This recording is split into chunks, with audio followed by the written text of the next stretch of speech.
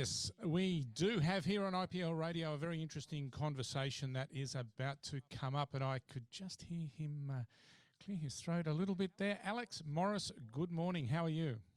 Hey, brother. Very well indeed. Thank you. Yeah, just afternoon here. I'm in Sydney. Oh, it is too. Of course, you're on the northern beaches of Sydney, aren't you? Place to be, man. Yes, I am. Up near, right near where they film Home and Away. Oh, I wouldn't own up to that, but it is a beautiful part of the world up there. I used to surf a little bit up around Palm Beach and Newport and all of those wonderful spots. Well, that's me, man. It's a lucky part of the world. Now, excellent.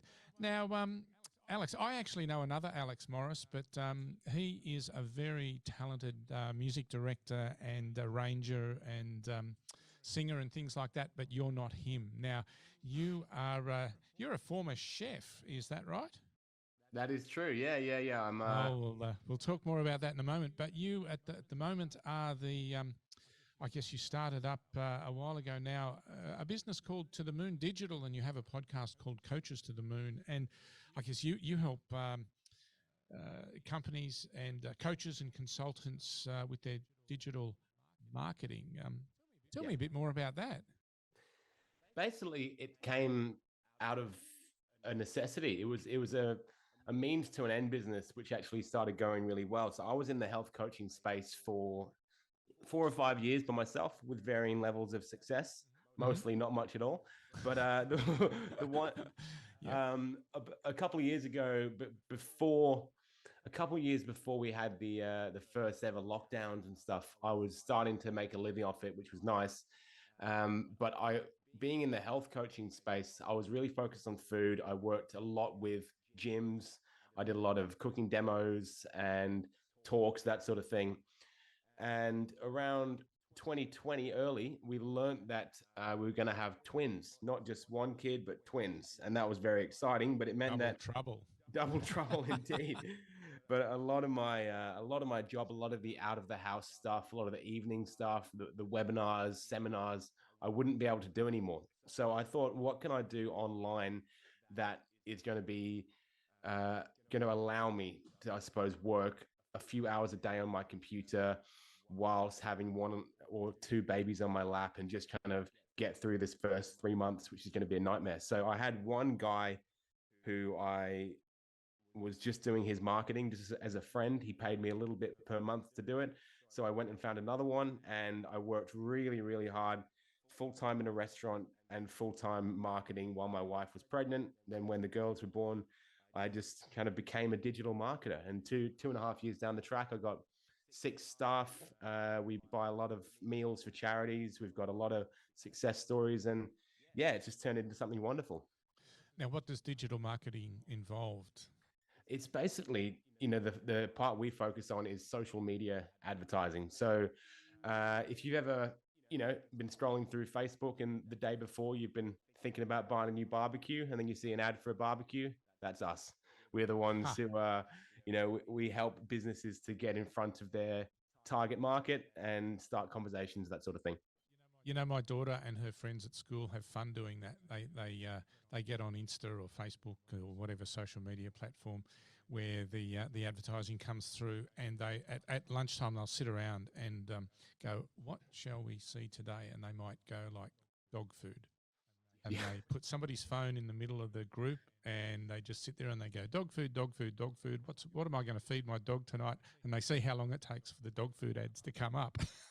Yeah. So it works. It works. Yeah, that's a bit rough. We don't really know how they collect that stuff on the front end when they're the microphones, but we do know how to help the business owners on the back end. So absolutely. Yeah, I like to think that we're not completely involved in that, the dodgy part of it, but more of just giving people what they want. And being in the coaching space, every one of my clients who, every time they make some money, it's impact that they're creating because they are helping, smaller businesses or people to make their lives better. So it feels like a relatively wholesome part of the marketing industry.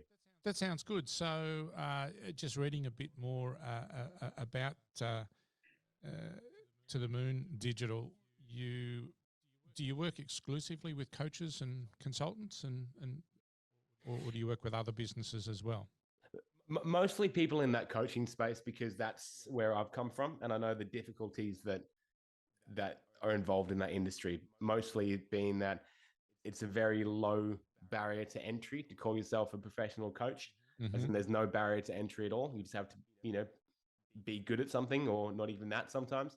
And so there's a lot of competition of people marketing, promising the same thing.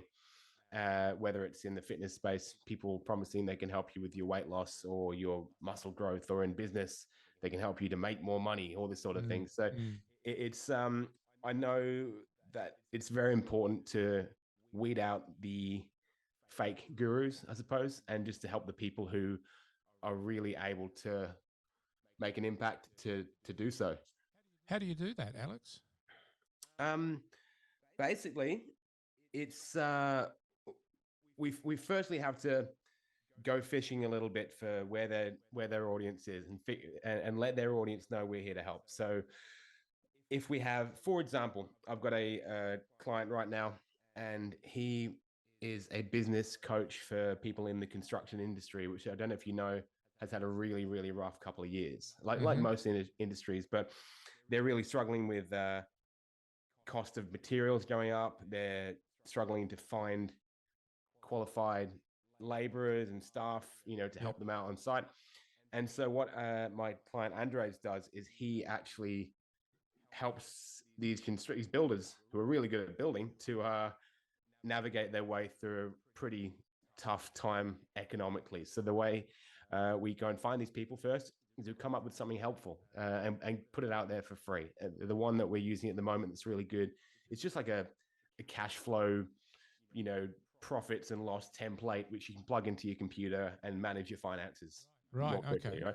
So that, if we put that out there, and a builder is thinking, I'm really good with a hammer and nails, but I'm shocking at spreadsheets, which is, the case with a lot of business That's owners. pretty common. Yeah. Yeah. We can put out this resource in front of them, and by them downloading that, they figure out that Andres can help them, and he knows they need the help that he can deliver. Right. So it kind of is a mutually beneficial little arrangement. And from there, that's when we are able to, use that sort of tracking element that your daughters are playing with to get back in front of these people and offer them something more direct, like a chance to work with Andres for free for an hour, that sort of thing. And then he's able to consult with them and let them know what he can do to help their business. And that sort of system of a free, some sort of free resource to, lead people towards your business, get them on your radar, followed up by a more direct offer is generally how we do it. It's a pretty simple system, but it's just about doing it in a way that's, high quality and not attracting the wrong sort of people to your business. That sounds really cool. So you get involved in the, lead generation, so with ads and marketing systems and things like that, and helping your clients engage or find and engage those audiences. Is that right?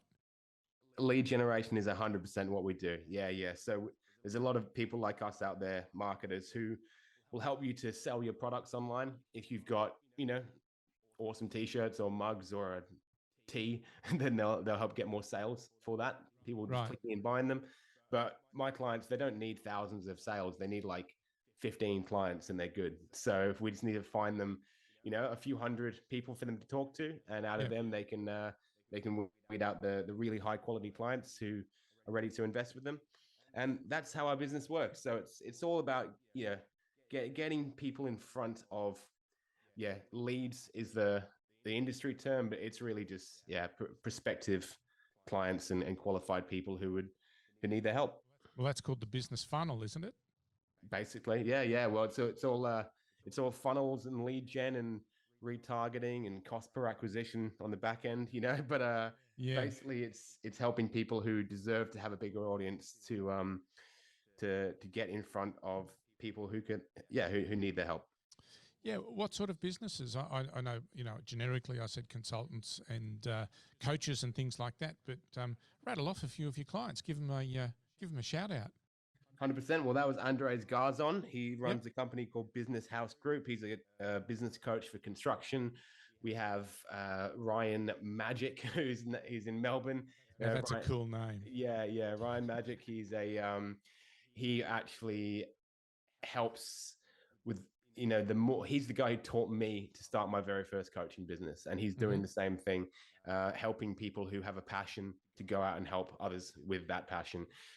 We have a lady over in Perth, actually near you, called Leslie Kay.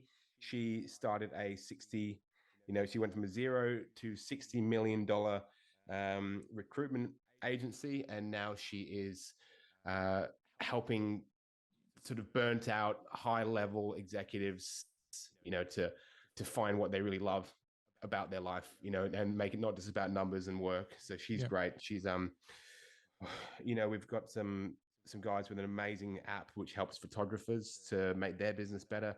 A lot of people, and then there's spirituality, there's fitness, there's health, there's we've worked with trauma coaches, we've worked with sexuality coaches. I've got a lady at the moment who is one of the world's leading authorities on meditation, and she used to work directly with the Dalai Lama and the president of India. We've got a lot of high caliber people on our client list who just their thing isn't Facebook marketing. Their thing is helping.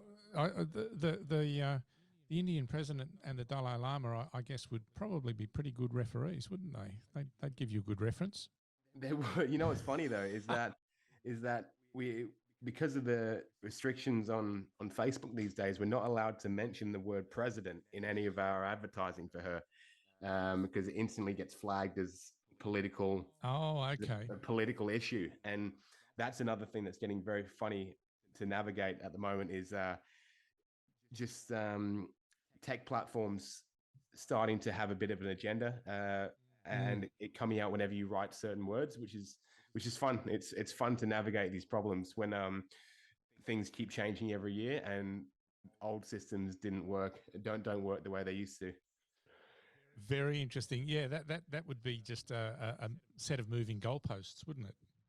100%. And it even comes down to the point where I've got, simple tutorial videos to help these business owners do little things on their own without me being there. And every month or so, my tutorials become irrelevant. So I've got to refilm them all because something shifts and they change a button or they change a dashboard on Facebook. And yeah, it's definitely a fast moving industry, the old tech industry.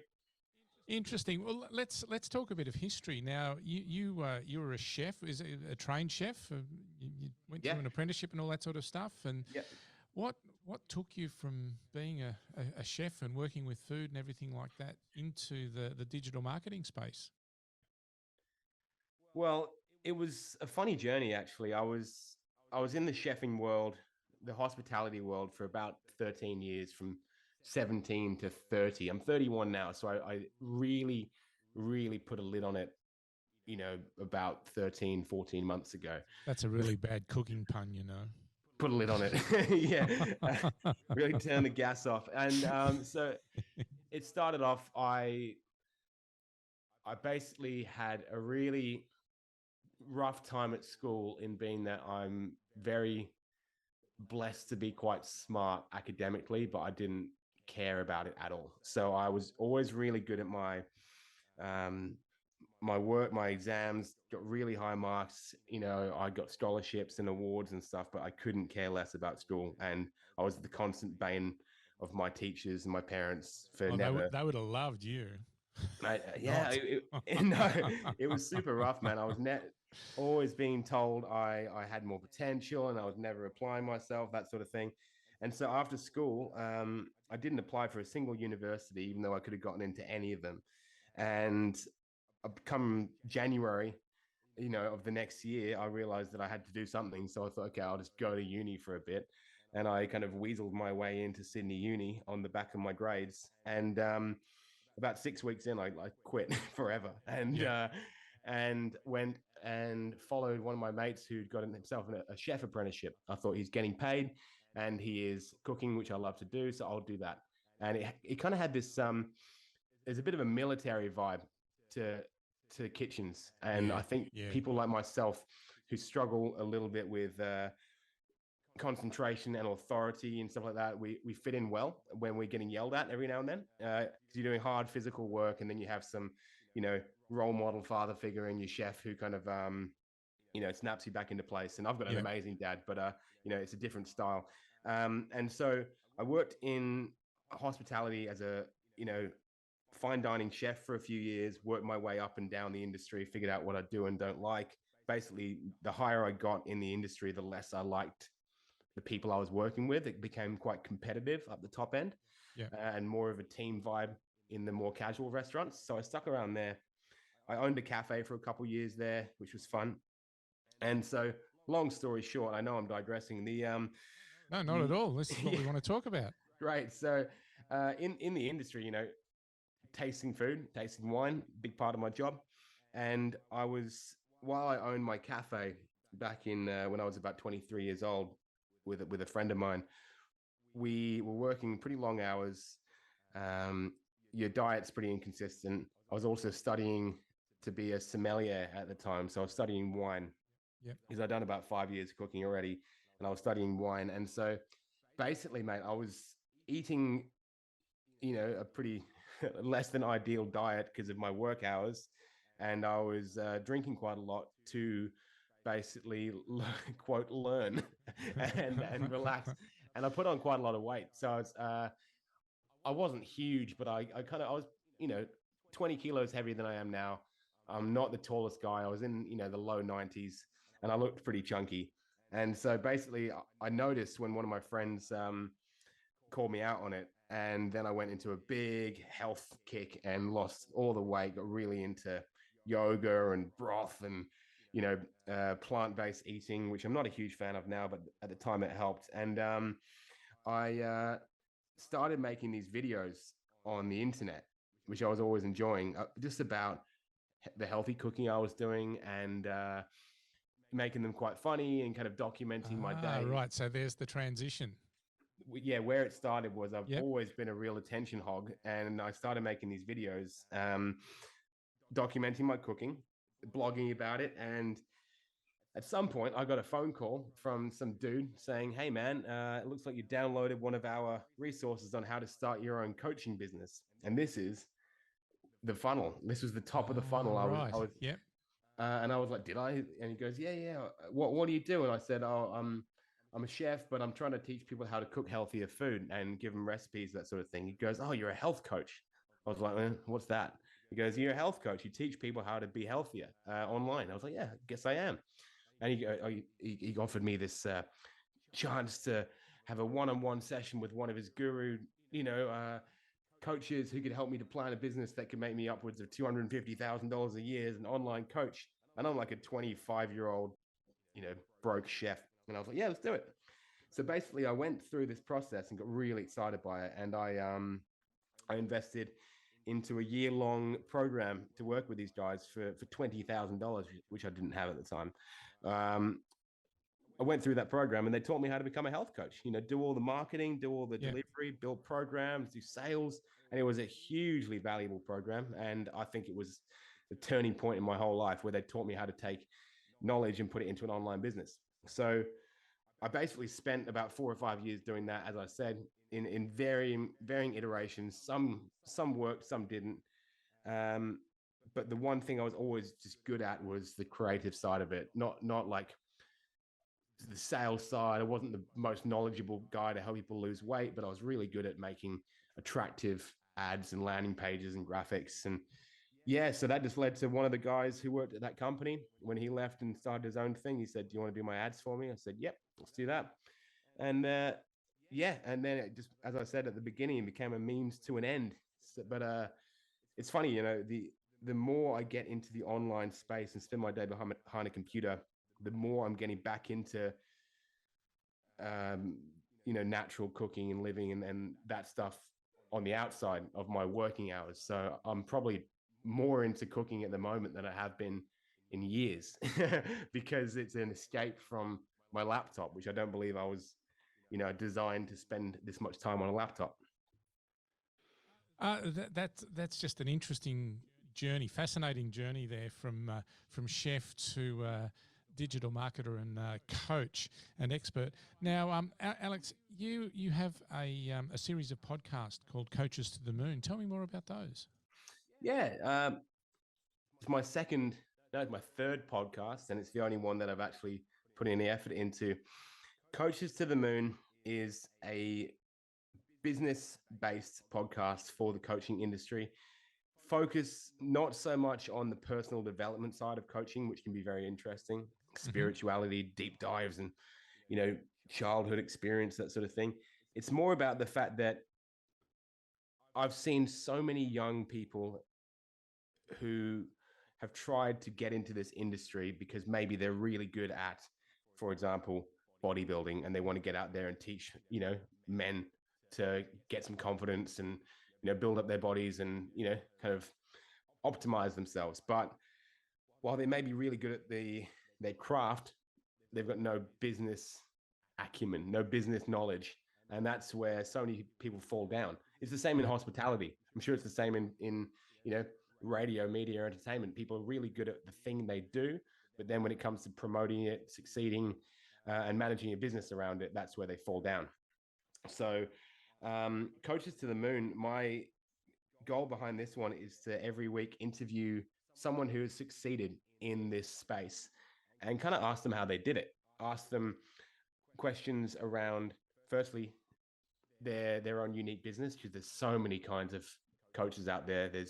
We've had internationally renowned speakers and authors on the show. We've had everyone from, like grief and trauma coaches to multi-millionaire salespeople and everything in between, and learning how they've approached marketing a business in their own unique way, what's worked for them, what's not worked for them. And then basically we like to take that content and clip it up into little mic drop moments to send out to our audience for people who, need that golden nugget of advice on how to run their business in a different way so it actually succeeds. So really, you've set up this podcast, Coaches to the Moon, as I guess really as a hub for other coaches and a resource for other coaches in their coaching businesses, whatever that may be, but to share some of their knowledge and experiences. And that's probably not necessarily the I guess the technical aspects of their coaching and everything, but the business and the marketing sides of their businesses. Is that fair to say?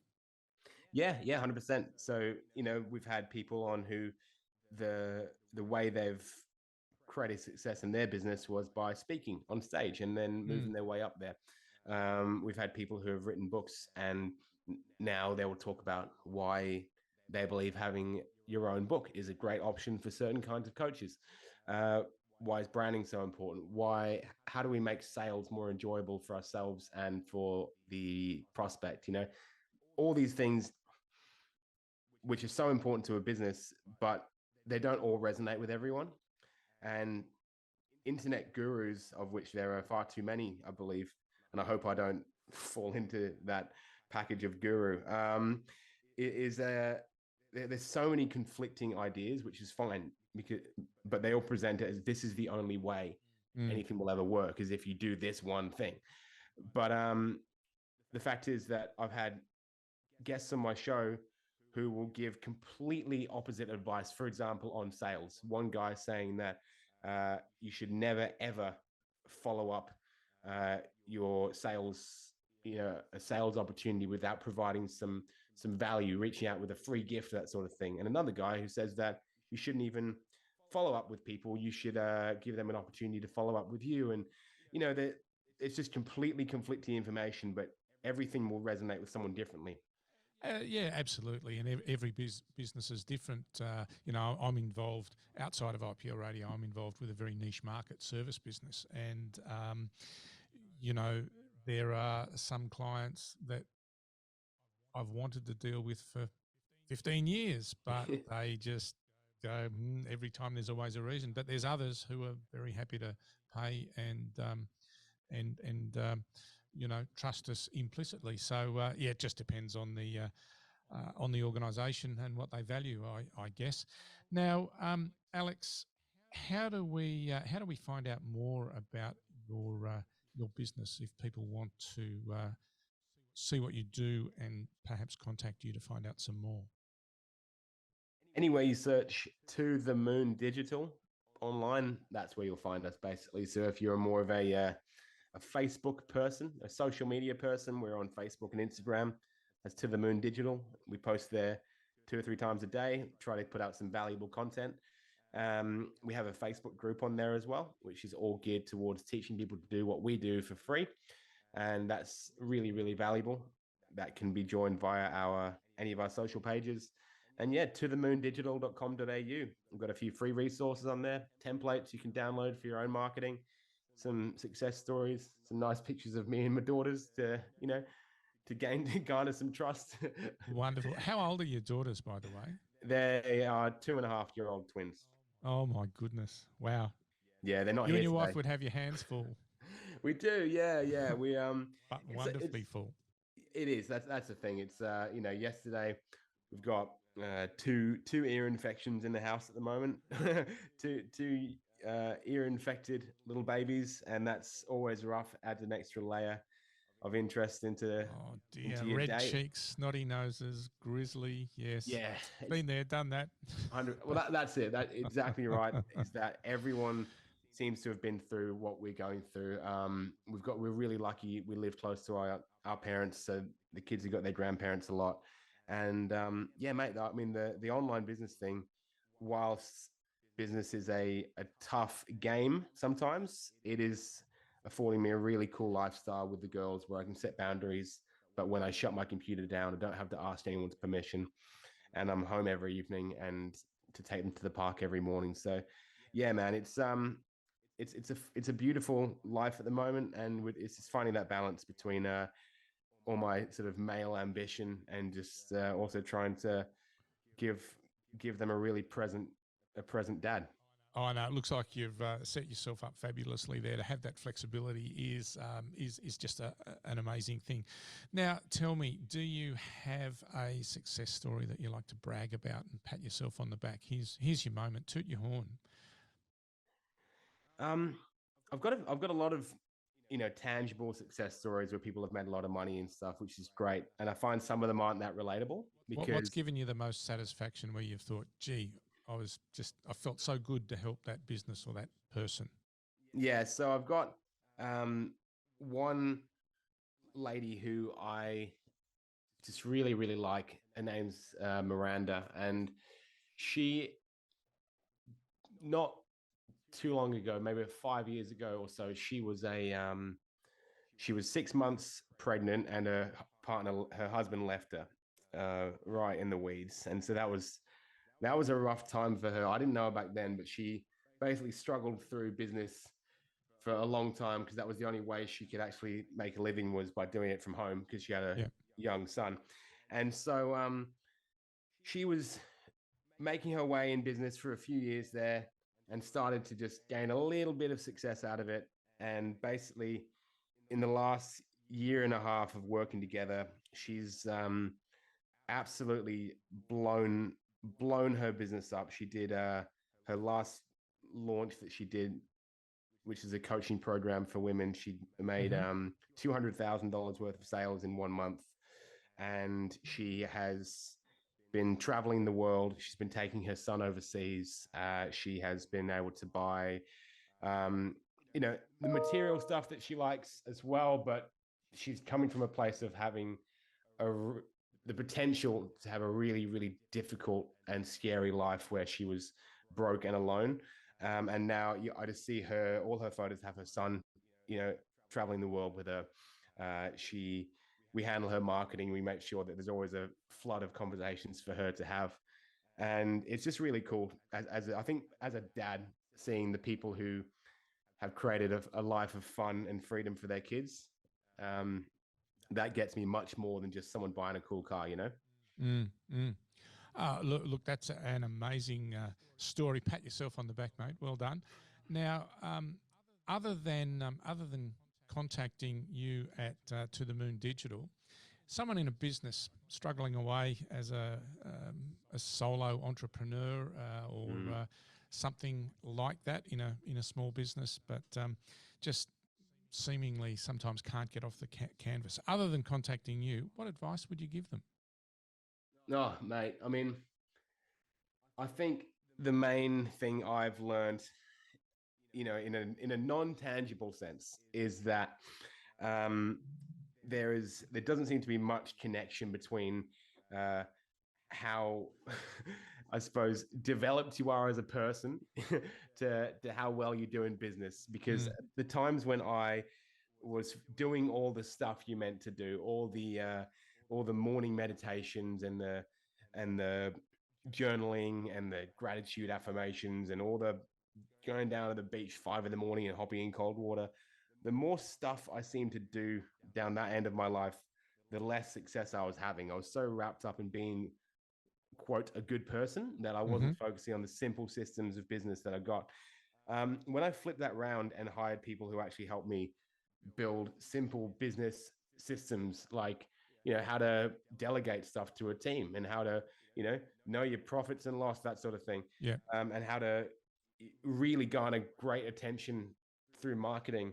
That's when my life changed. And that then allowed me to be a better person because I wouldn't have the stress of a failing business. So I think that for me, I love the message, especially in the coaching space, that you're not a broken person who needs to be fixed before you can have any success. I think it can be completely the opposite. I think that just by finding people who can help you to work on the tangibles, the boring stuff in business, that's where you can actually buy yourself some freedom, buy yourself some time, and then from there you can work on the parts of your life that you really want to improve, such as your health and your fitness. But these things are really, coming from my experience, tough to work on when you're in a place of financial lack and stress, because that's where your mind is all the time. And I remember really struggling in my early marriage just because I felt like a loser when I had no money, and my wife was kind of like, betting on me to be her partner forever, and I felt like I was screwing it all up. So for me, focusing on the boring stuff in business, the marketing, the sales, the numbers, that stuff, and having that down pat has been so much more of a shift in my life than just consistently trying to make myself better as a person. So what I'm hearing there is you're saying get down to the business fundamentals and do it. Yeah, man. Leave the fluffy stuff behind and just get on with the fundamentals. I believe so. I mean, you look on YouTube and you'll see videos of, the billionaire morning routine with millions of views on them. But when it comes down to a video of how to create a simple marketing funnel, it won't be nearly as popular. So I believe that I've done both ends of it. I've done the day-to-day admin, the boring stuff, and I've done the chest beating, breath work, coaching stuff that works for some people, but man, it never made me any money. And now that I'm lucky enough to have a bit of money, my personal development comes from spending more time with my family, and yeah, that's turning me into exactly the person I need to be. So I hope that advice lands with someone out there. Alex, I think that is fantastic advice, and I really thank you for that. Look, it's been a great opportunity to have a chat today, and of course, as we were saying before, if any one of our listeners out there would like to find out a bit more about Alex and To the Moon Digital, or his podcasts, Coaches to the Moon, just search that up on your search engine, and away we go. Do you have any final parting words of wisdom, Ego? No, I think I just rambled, Peter. Yeah. It's too open of a question for someone with my level of ego. Well, mate, I tell you what, it might, if the girls aren't there at the moment, it might be an opportunity to duck out and have a quick surf. How's that? I have been sitting outside in the sun all morning doing my work on my laptop in the garden, which has been lovely. And I've got a couple more hours of the Zoom but I'll get myself back in the water later on this afternoon. Don't you worry. Oh, sounds good. Sounds good. Put in a couple of waves for me, will you? Sure thing, man. All right, mate, thank you very much for talking with us. Folks, I have been talking with Alex Morris from To The Moon Digital, and if you want to find out how he can help coaches and consultants with their digital marketing and digital footprint, he is absolutely the man to contact. It's been great chatting with you today. Thanks very much, Alex. Cheers. Cheers, Pete.